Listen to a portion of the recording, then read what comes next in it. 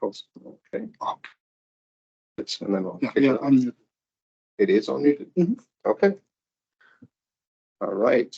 So I'd like just to get started with the first distinguished lecture for the IEEE for the Twin Cities section here. So apologies for being a little late in starting in this season in terms of meetings, but I'd like to welcome Yoichiro Tanaka. One second.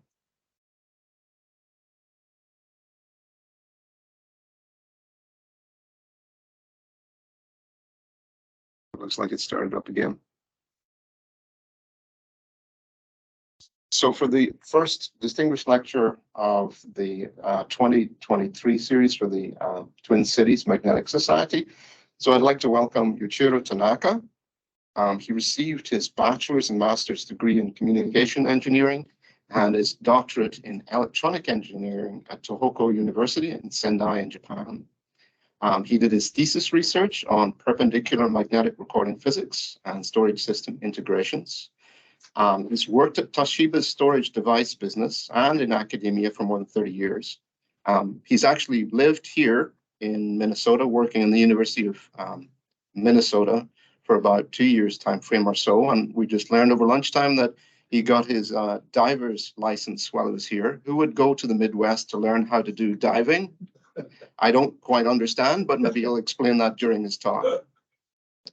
So he's devoted to the proof and development of perpendicular magnetic recording and has helped realize the world's first PMR hard disk drive in 2005 timeframe. He's currently a professor with the Research Institute of Electrical Communication, RIEC, at Tohoku University, and his career interests include the development of the GMR head, perpendicular granular thin film media, and recently new computational storage systems with integrated big data analytics capability. He's a member of the Magnetic Society Administrative Committee. He's a fellow of the Magnetic Society of Japan, and he's been a recipient of the Nikkei BP Technology Awards in 1997 and 2006, the Japan's Magnetic Society Achievement Award in 2006, and the Okuchi Memorial Prize in 2007. He's been serving as the Secretary General for the International Magnetics Conference for Intermag, and this year in Sendai. And I can see from experience that it's an awful lot of work, and how he manages to be a distinguished lecturer during that time frame also baffles me. So with that, let's welcome Yoichiro Tanaka.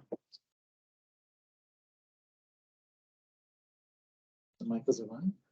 Mic is on. Okay. Oh, there we go. Duplicate slideshow. And now you should be good to go. All right. Thank you for introducing me. Yep. Thank you for introducing me. I'm feeling like coming home as I spent 2 years and long years ago, and working for UBAM as a visiting scientist. And those are really beginning of my career, and being in at that time I was invited to take a PADI certificate and dive in a lake in the University of the Minnesota at School Lake. Clearly. Okay, today I'd like to talk about magnetic data storage technology from the invention of PMR to the social integration. I'd be glad to be here to speak about this topic. It's right in the heart of the magnetic recording R&D Center of Seagate. I love to be here. I'm now professor at Tohoku University, as Chris introduced.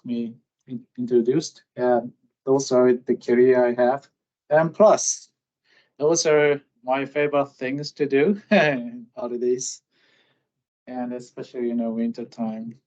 Enjoy the downhill skiing. Near my town, they have some pretty big ski resort with 8-mile long downhill course. So if you're brave enough, please come to me. I'd like to invite you. Okay, today, those are the outlines of my talks. Digital data world, so you are expert of it, and the invention of perpendicular magnetic recording, and to hard disk drive integration. This is a real story behind the scenery. So I think some of you are very familiar with this topics, and let's share the experience I did and I had. And let's think about number 4, the beyond the innovation. So you are now right in the middle and the enhancing the recording density toward the next generation hard drive. And we are now working on the system level integration and bring the computing power close to the data itself, which is the target of analytics. And I'd like to talk a little bit about the data store and the computing for next society. Okay, everybody knows this gadget device. I think some of you had that before. Oh yeah. Right?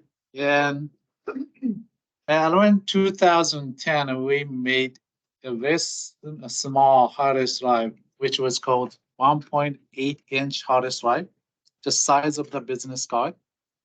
And we didn't know how to use it. We didn't know the market. Market was not there. And like a USB drive today, maybe used to move the file, data file, from one PC to another one, like a USB drive. Still, we are not sure how big a market is going to be. And some executive came to us. We buy everything from you. What? I never heard that kind of a word. Don't sell this product to anybody else. Oh, are you sure? Are you kidding us?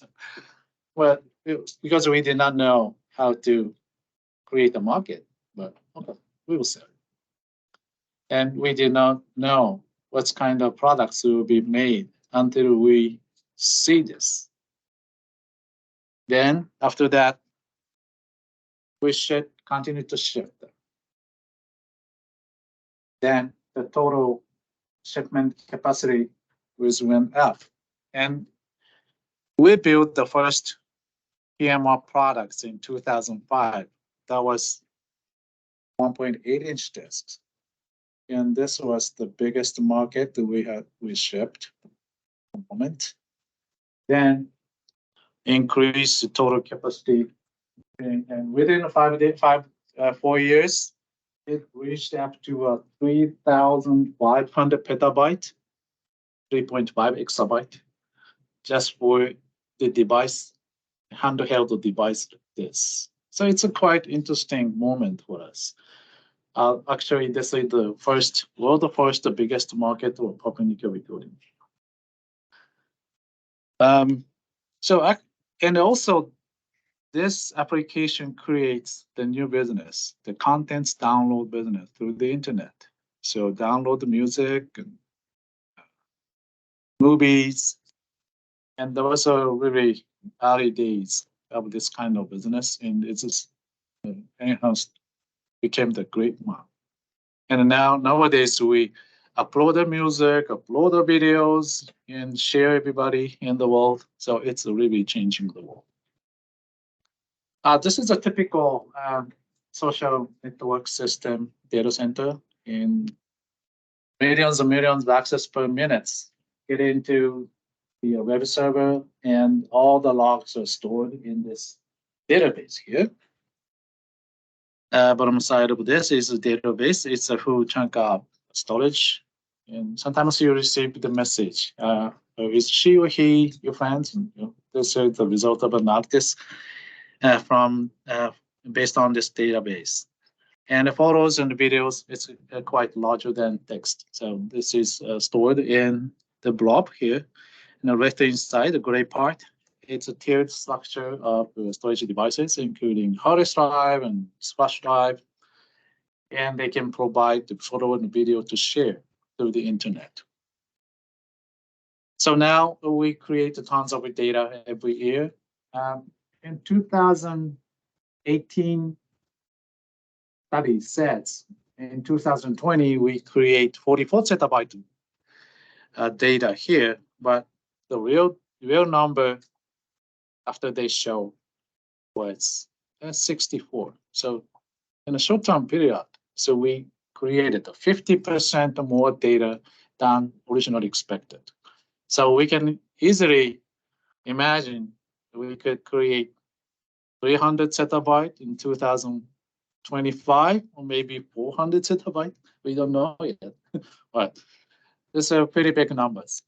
The total shipment about the capacity of hard disk drive, the solid state drive, in the period of 2015 to 20, it's just 5.23 zettabyte. It's a small number compared to the data we created. So we have to have more storage device, should have the more demands.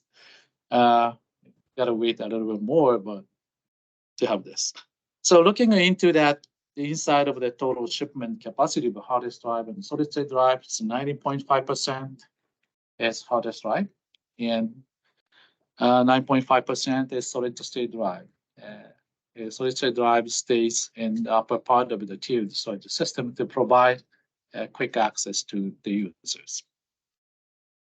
Since we launched the PMR, storage capacity in area recording density on the hard disk drive is about more than 10x. So 10x per 10 years almost. It's quite a big jump. And during that period, we now in the world to enjoy the big data and the big data analytics and AI, even generative AI, which learns everything on the internet to provide documents and sometimes new pictures with everything they created. And those are really based on the data they learn. So it's I said we are making some foundation of the big data by providing the capacity through this business. Okay, looking back long years ago, some of you, I'm sure, have experienced to use cassette tape audio recorder. Some of the youngsters never use such devices, but long years ago, we enjoyed that. And the longitudinal recording, we use the ring type head like this, and with the air gap in between two magnetic yokes, the leakage flux magnetize the tape. The magnetic material is coated on the tape, and the heads magnetized horizontally along the plane. So this is called longitudinal recording. I think some people did not have experience in longitudinal recording. This was actually happened, and it lasted very long years.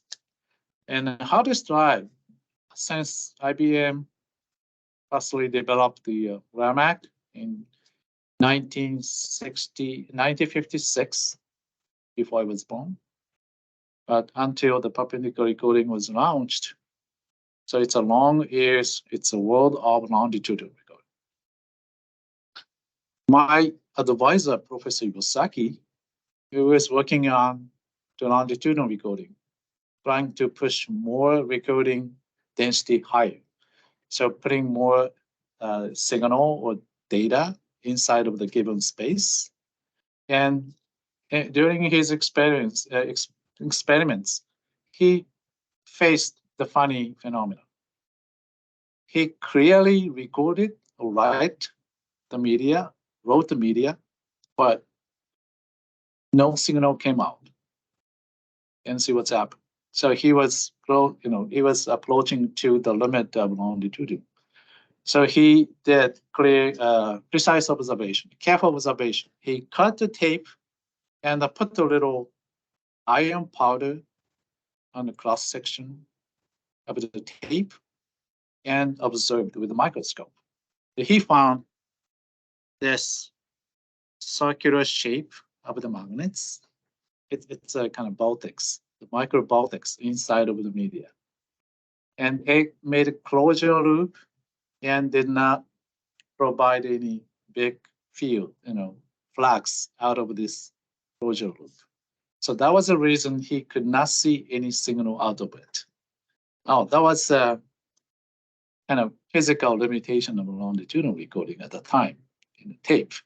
So there is a two way to break them: make the film thinner, or or use the low M sub S as a magnetic recording layer to avoid that circular situation. So okay, let's do it. In the longitudinal recording, longer years of history, we did that. So make thinner, make a thin film, and M sub S has to be controlled, not too big, to make a low noise situation as well. And what's the goal of it? The infinite goal of that action is going to zero thickness, zero magnetization. How come we can say it's a magnetic recording?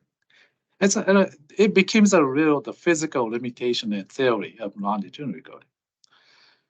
So most of the case, if we find new things, we forget the old one. So Iwasaki found the circular mode. He read this from the circular pattern.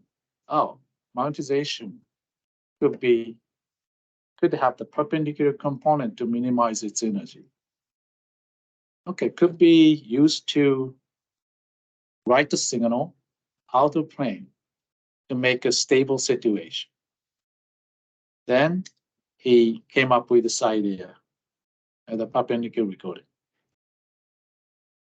Okay, this is a longitudinal recording, adjacent magnets facing each other and weakens each other, repulsing each other.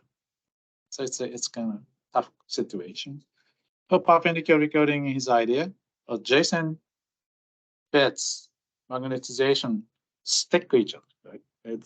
It's strengthening each other, and make a very stable situation at the high density recording region. Oh, it's beautiful. Okay.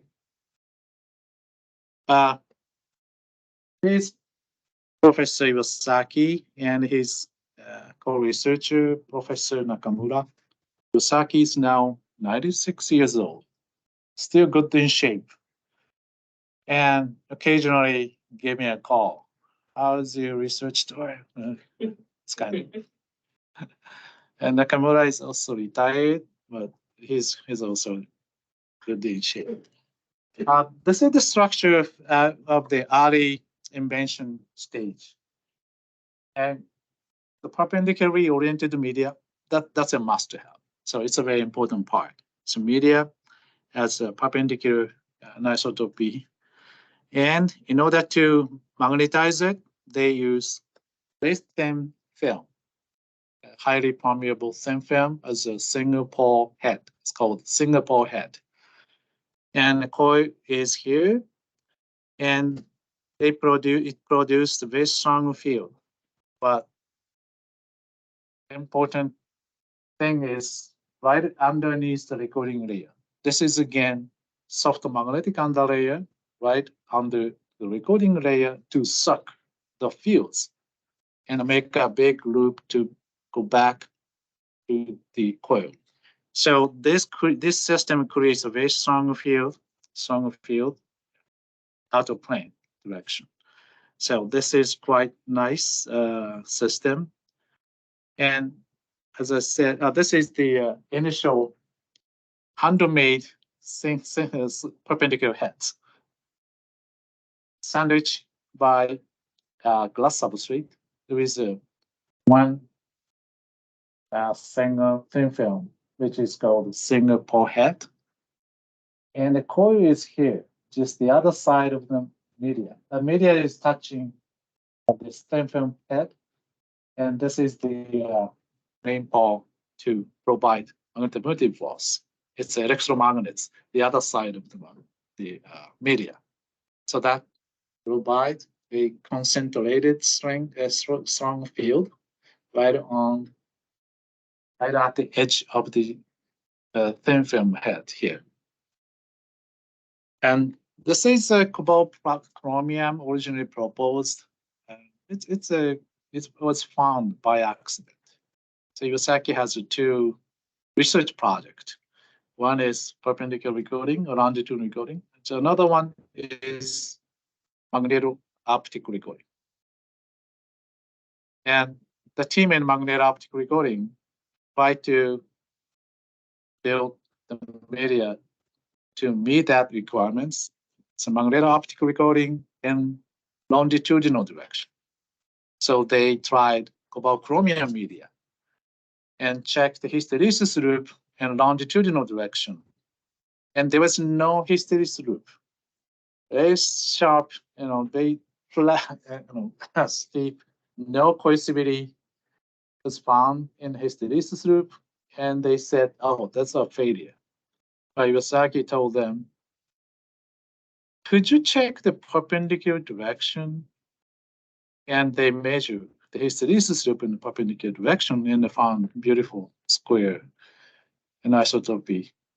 It's a uniaxial anisotropy in perpendicular direction. And the cell, oh, this is going to be a media for perpendicular recording. It was found by accident from the failure of the different project. That's called the serendipity. This is a unique idea, putting soft magnetic layer right underneath the media. So result was significant.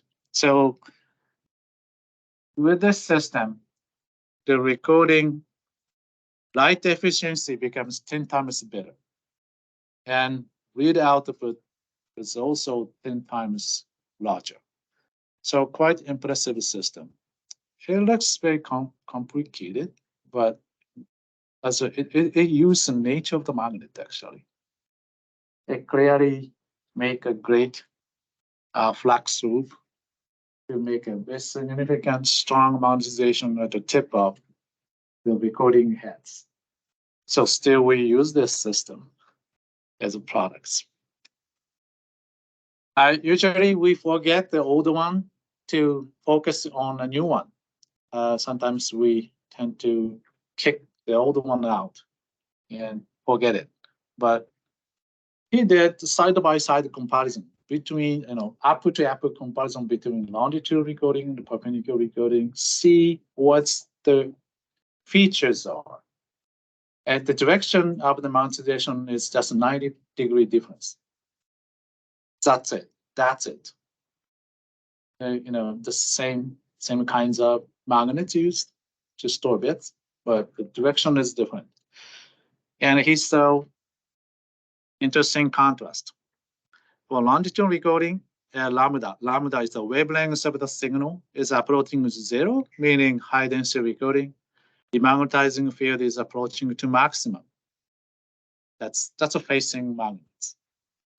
Therefore, for perpendicular recording, at the high density recording region, in the region, the magnetizing field is approaching to zero, creating a very stable situation there. And the head is a Singapore head for perpendicular recording, a dipole head, the longitudinal recording. And look at the shape here. For longitudinal recording, it's a magnetic material, air gap, and a magnetic material.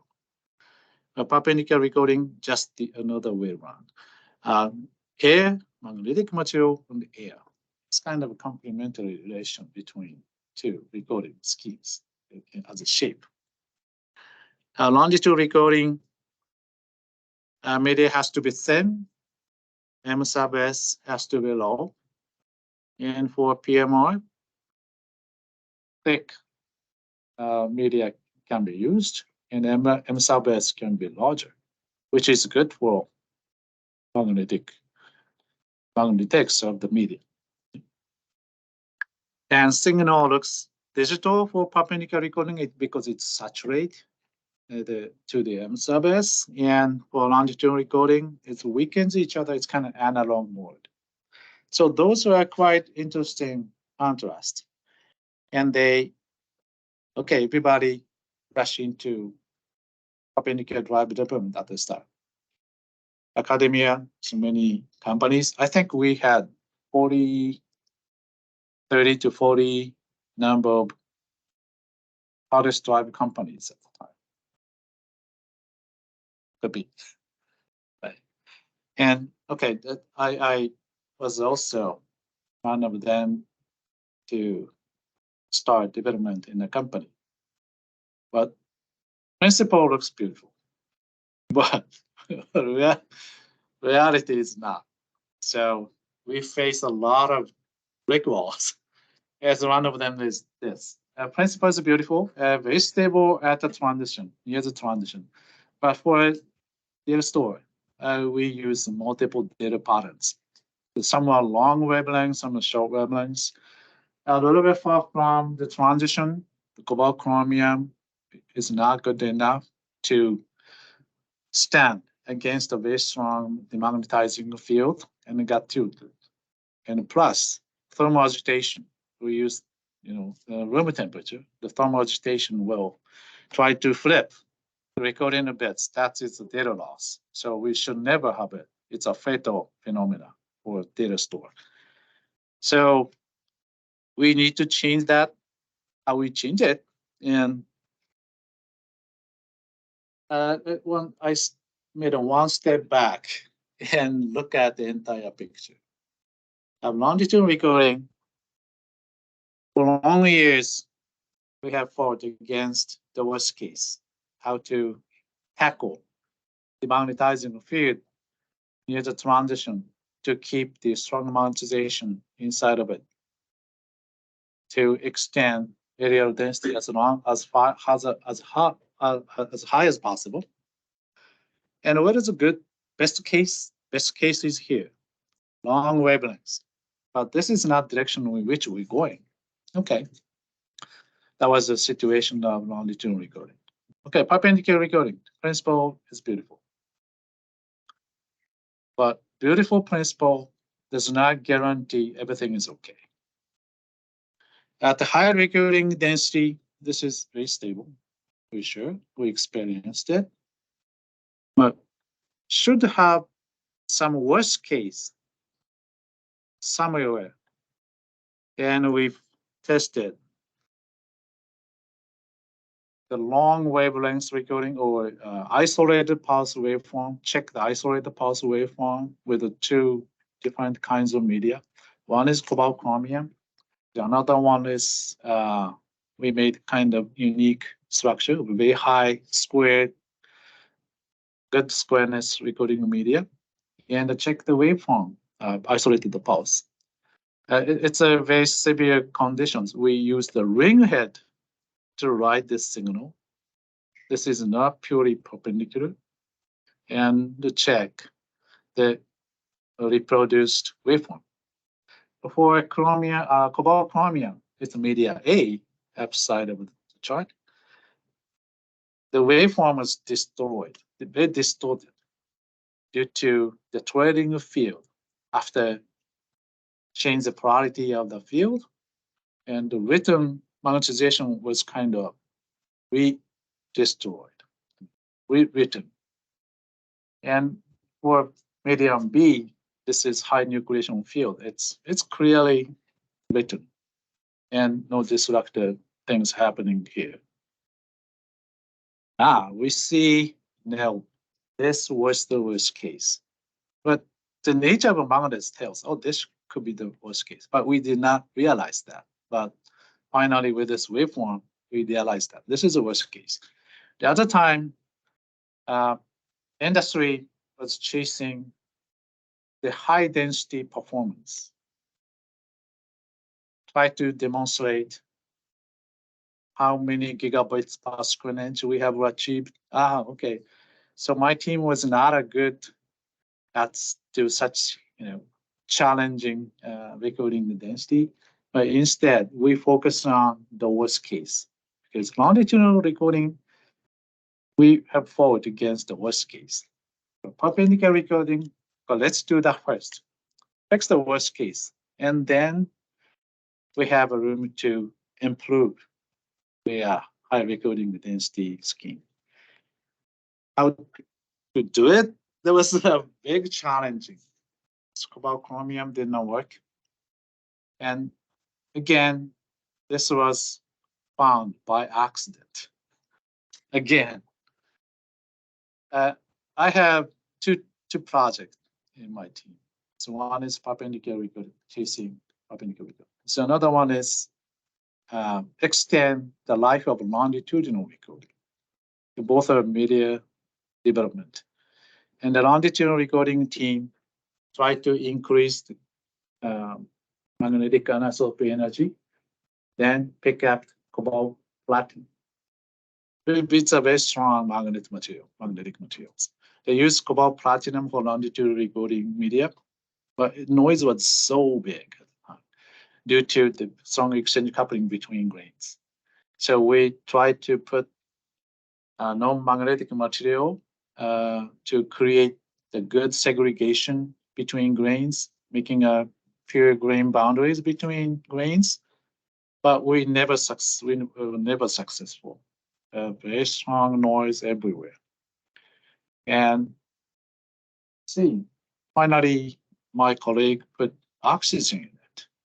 It was kind of last challenge. Many kinds of magnetic, non-magnetic metal did not work at all. Okay, let's put the oxygen. So people who are making a thin metal film, oxygen is a taboo. We never done that because oxygen will bite the metal and oxidize it. But he did, and the result was very bad. And I asked him, could you check the hysteresis loop in perpendicular direction? That was the result of it. Yeah, we were very surprised that, clear square perpendicular hysteresis loop with a new creation field here looks pretty big. And the remanent magnetization equals to 1. Oh, this might be a good chance to check the perpendicular recording characteristic. And also, the structure was so unique. I've never seen that. It's cobalt platinum-based HCP crystal growth. It's a uniaxial orientation. That's good. It's cobalt-based middle. And the grain boundary is here. It's not chromium grain boundary. It's oxygen-rich amorphous of cobalt and platinum and chromium. It's cobalt atoms out there and making some strong exchange coupling between grains. What are unique things? And we imagine cobalt, platinum, and grain can be oxidized, but it was not. I do not. Why? But it was very stable. That was we found. So compared to cobalt, chromium, and we put chromium to make a great segregation, but chromium is getting into the cobalt and resulted in the weak magnetic anisotropy. But for cobalt platinum, thanks to exchange coupling through the amorphous cobalt structure and the grain boundaries, they're shaking hands to stand each other. So that was one of the reasons of the high nucleation field. But okay, this is the beginning. This was the beginning, and we check how this structure enhanced the recording characteristic. But we did not have the tool to directly measure the exchange coupling between grains at the time. And instead, we used micromagnetic simulation. There was kind of recording performance we could get. And we made 2 models. One is cobalt chromium right inside, and another one is cobalt chrome-based high-square medium. It's left-hand side with the exchange coupling. Okay, let's look at the first one, cobalt chromium. This is a die-bit pattern recording results. Head moves from the bottom to the top, like this. Ideally, this chart should show pure white, black, and pure white. So white is upward magnetization, black is downward magnetization, the white is up again. And they're very noisy, scattered patterns. Carefully looking into each grains, how it behaves during the write process. And some of the bad grains like here, bad guys, those should be white upwards. And there should be black downwards. But check those behavior of in writing process. So they made such unwanted reversal due to the trading field of the head when it flips the second time. So the grains cannot resist against the disturbing field. This grain should keep the status black, but the disturbing field flip them again to the white. So other white grains looks like that. And it was not a good situation. Compared to this, cobalt platinum based model is clear structure like this. So purely white and cleaner transition and black band here and white again. So it's much better than that. And looking at that, it's an exchange field between grains help to suppress that unwanted flips during the recording process. Surely the exchange coupling works for this in this case. So we have some level of confidence. Let's try this one as a baseline of the perpendicular magnetic recording. We tried many materials actually, cobalt chromium, putting tunnel alloys and multi-layers, even iron platinum at the time. It's a bit hard to write. And so finally, the cobalt chromium based, we were lucky to find out the ruthenium underlayer to enhance the crystal growth of the grains. So those are, I think it became one of the industry standards when we launched that perpendicular recording. As again, we faced a lot of issues, as most of the things you're familiar with. Once right heads is magnetized somehow, it becomes eraser. They erase the rhythm bits, result in the data loss. Again, we don't want it. And it's very sensitive to external field. We have to take care of it.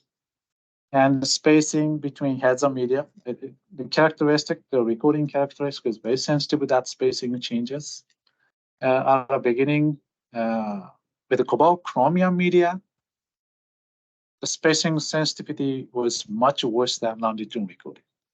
So that's very bad. And the soft underlayer, we have disk size length of soft magnetic underlayer is a big space. And we should not have any single domain wall in it. It creates a huge spike noise to the head. It's not only the noise, but also erase the rhythm bits. It's so big. So we have to somehow eliminate any domain wall creation inside of the big area of soft underlay. So thanks to a scientist in the industry, they listed up all the issues, and some are saying, okay, perpendicular recording is dead. So it was so difficult to solve all the issues at the time. This is the example of a soft magnetic underlay noise picture.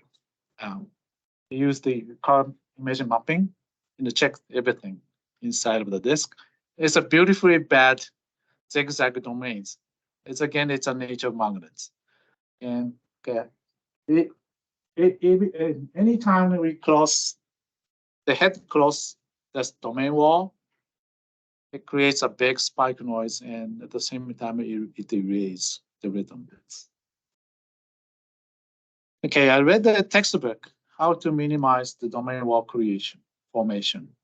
And the multi-layer will help.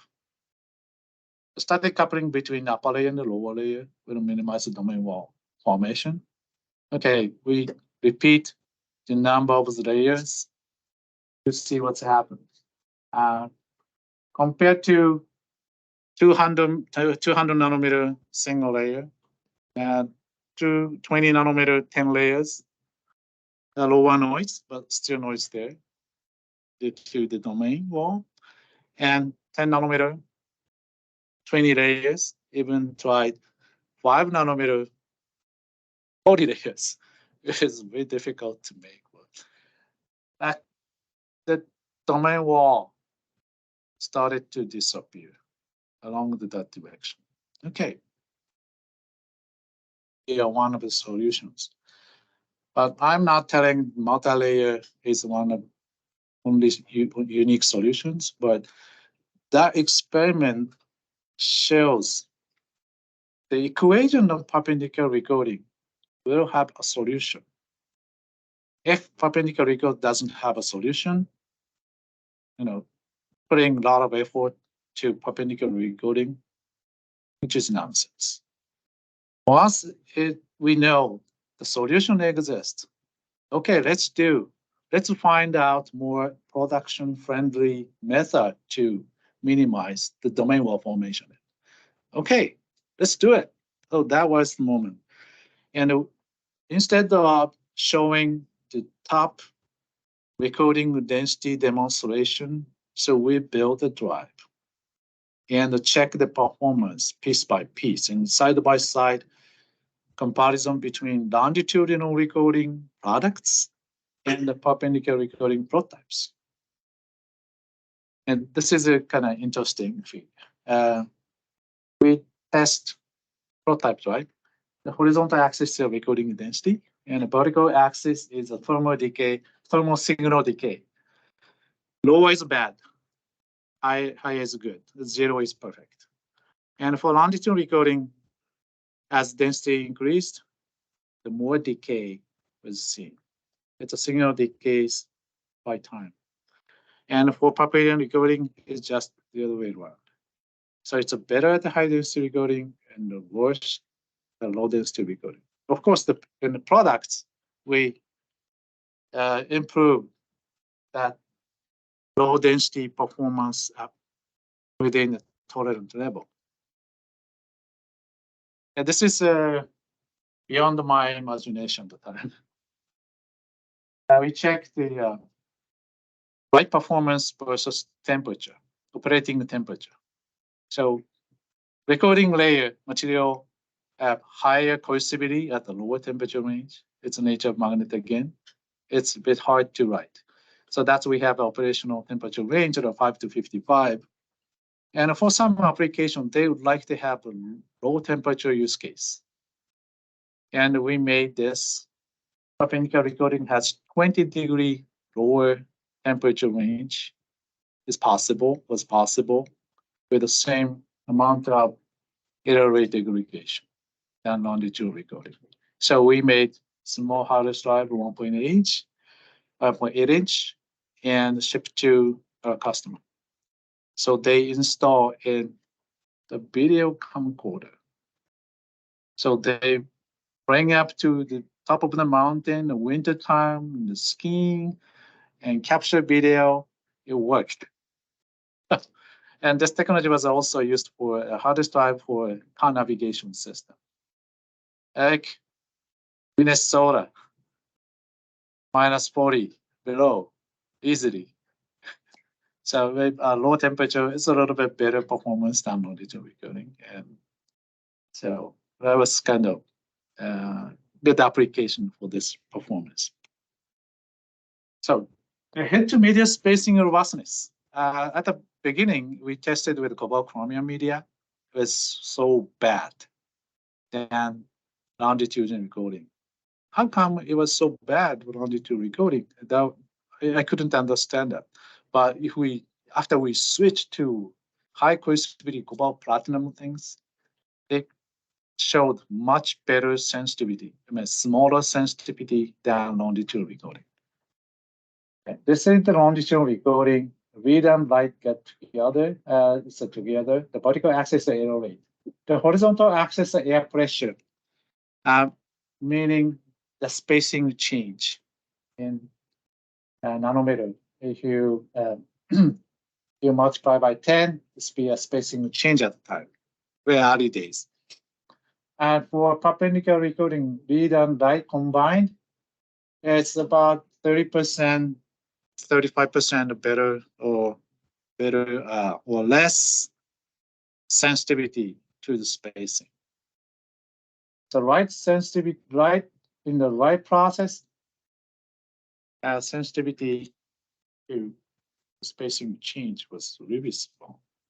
Maybe thanks to the base square hysteresis loop and its structure might help that. So likewise, the chart Iwasaki made, I put the contrast of the features, longitudinal recording and perpendicular recording drive piece by piece. For media, low squareness for longitudinal recording and the high squareness of perpendicular recording, as soft layer with the soft layer or without soft layer. And thermal stability is good at low density longitudinal recording and good at high density recording for perpendicular media. It's quite a good, interesting contrast. But this chart I finally completed well after years. But right in the development phase, we have some piece by piece to fill them, but still some part are missing. So find out or think twice to look at this chart with some missing pieces. We could have the hypothesis. Okay, those two recording schemes should have some good contrast. If you see this part, okay, so we had struggled to increase sensor sensitivity, lead sensor sensitivity with the GMR, TMR to pick up the weak signal out of longitudinal recording media. For perpendicular recording media, we have bigger M sub S. Output could be bigger. So I check with the recording sensor, read sensor with TMR, GMR, and sometimes the read out signal saturate the GMR sensor or TMR sensor. It's a so big output this time. And so it's pretty nice to have the hypothesis and the thing. When we hit the brick wall, are we hitting the brick wall of the physics of magnetics, or are we hitting just the lack of the engineering level or quality? So thanks to this chart, we can discriminate. We can tell the differences between two. And if we hit the physics, I cannot do anything. If we hit just lack of engineering, just do it, make it. So that's pretty simple. And those issues stated by smart people. But we checked the piece by piece, but everything was just engineering things. And we put the resource on fixing that, then turns the lights all green, would take off. That was the moment that we decided to launch the perpendicular recording drive in 2005. This was the first one, and integrated into the small media player I showed earlier. Then within 4 years, I think Seagate was number 2 to show, to launch the products, perpendicular recording, shortly after us. And within 4 years and a half, so almost the entire drive made it best significant transition from longitude to perpendicular. So at the same time, we migrate into from small device to a larger device toward the 3.5 inch. And the number of drives has decreased, but the total shipment capacity increased so drastically. This is innovation clock from the invention of PMR. And okay, stable perpendicular magnetization, perpendicular magnetic recording structure is a must. And in order to do this, we developed the media materials and confirm the design rules, what the design policy should be, and what the idea of perpendicular magnetics to be engaged in, and complementary relationship, a comparison table helped us to find out physics or engineering, and have the idea to focus on the specific engineering issue to support the physics of perpendicular recording and commercialize it. So this clock took 28 years to be completed. Now we are getting into the second, of course, enhanced recording density up to 4 terabits per square inch or 5 terabits per inch. And at the same time, we have a big chunk of drive, a big chunk of capacity as a single drive. But importantly, the data has to be analyzed to extract the value out of it. So what's going to happen in the next phase? So that's a big question. But through the innovation clock, I like to learn the lessons. So clear, precise, careful observation told us the physics of magnetics, and we learned a lot.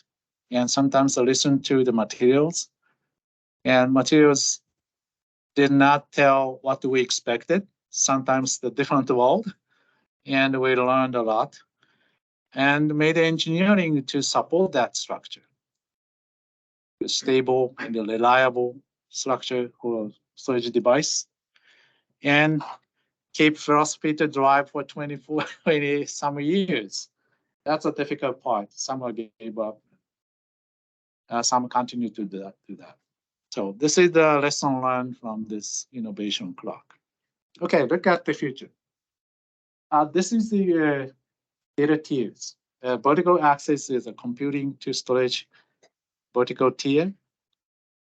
From the processor at the top, cache, DRAM, solid state drive, and hard disk drive. The horizontal axis is latency, the access time.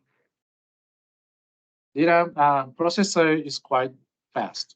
It's one clock is at 0.3 nanometer, 0.3 nanoseconds. Caches are very fast. It's a nanosecond range access time, latency. People say DRAM is fast too, but DRAM is not as fast as they expect. DRAM is just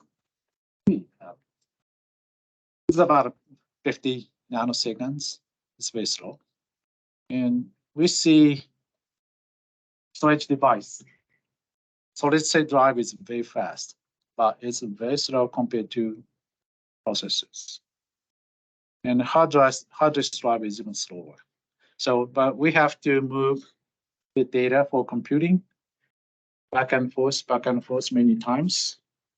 And if cache space is big enough, however, it's okay, but we cannot do it. But we have to store the data for long-term persistency. So start thinking about how we can make more smooth access to the computing part, data for computing. And since we have a collaboration with the neuroscience team, it's kind of inspiration. Okay, look into our brain. So brain has a cortico-basal ganglia loop connected to memories, episodic memory and emotion memory. And this small loop, it's a very atomic module of the brain. And this has long-term and short-term memories functions and information path selection as a winning. Then a simple creature like a fish have a single module to act. A human being has super parallel, very sophisticated, so connected fabrics of these modules, and divided into important 4 functions here: prefrontal loop and oculomotor loop, something like that. But still, the atomic module is the same. Okay, this is an interesting structure. It's a superpower of the simple modules with computing functions and memory functions embedded. So we built some of them. We made the prototype when I was in Toshiba, and it's called KV drive. And computing power and storage device connected with a tiered memory stack, and a key value store system was embedded in it, have a quick, smooth access to the value inside of a hard disk drive. And that was built into the size of 3.5-inch hard disk drive. It's a brick. And with a strong internet connectivity with the Ethernet, and can be hooked up to millions and millions of other drives through the internet. Likewise, super parallel connectivity of the cortical ganglion loop in the brain. And this is an enhanced version of this concept with super big computing power and the bigger value store, and the basic structure is the same. So we're making this kind of structure. The motif is a neuron topology structure visualization of the brain. This picture upside of this chart is a neuron structure, optic globe of the fruit fly. The neurons inside of the eyeball of the fruit fly. So it looks like that. So in order to do this, very precise light sheet microscope will scan the tissues of the brains. And they did parallelly because it takes many, many times to capture a big chunk of data. And the initial phase, the parallelly received data is analyzed with a computational storage module to do nearest neighbor stitching. Which one is the same as which one? And tracking the neurons.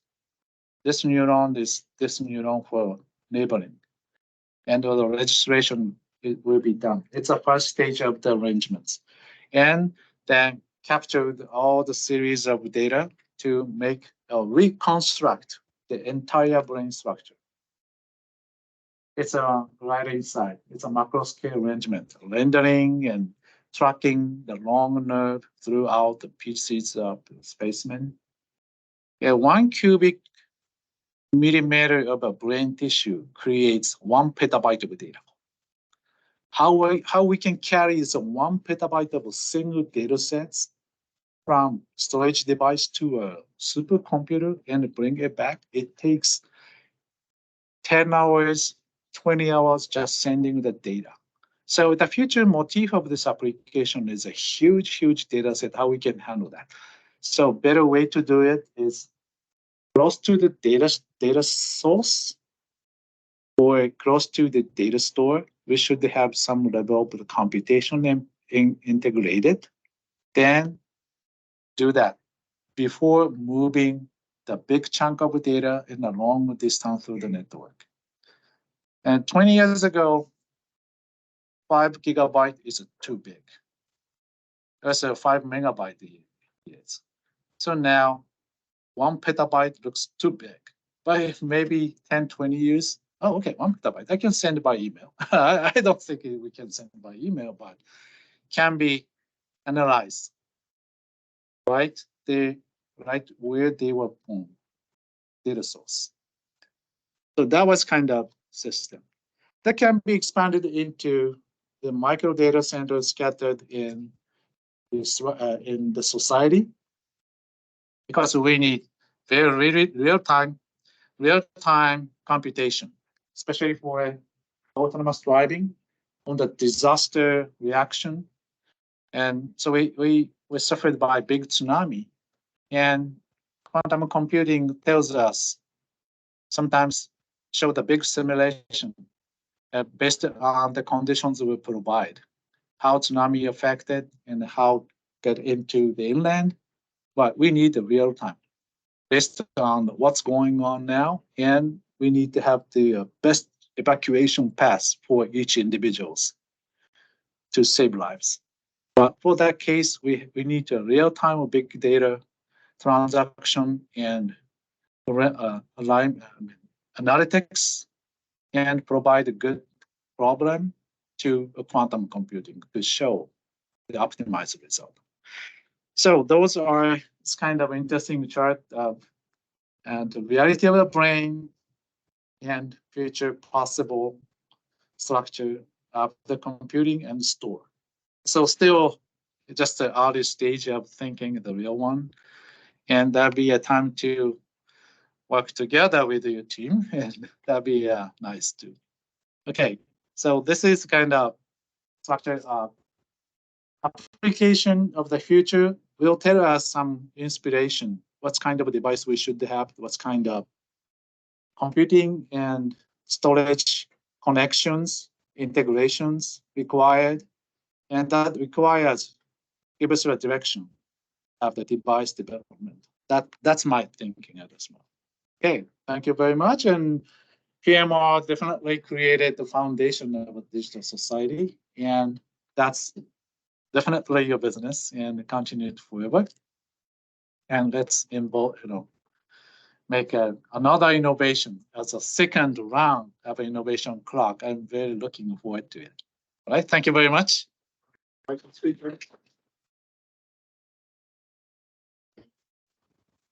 questions. So when you're talking about computing and storage, Yep.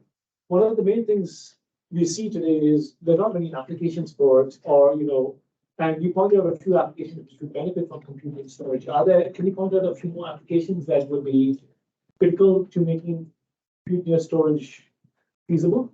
Together. Yeah. So one of the application I was searching for was medical science. So in a medical science, including the neuroscience, needs a huge data set analytics. It's not only the total size of the data, one data set is big. So that's one of the application we should tracking, and other genome analytics will be another one. So, so medical application, I think a clinic will handle maybe soon at a genome testing for personalized medicine. So that'd be a great application for this. That's my thinking through the discussion with the people, scientists in that field. Is there any quick questions online?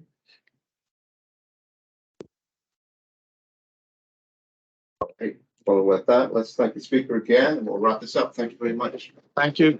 Thank you very much. It's a great opportunity. Thanks a lot.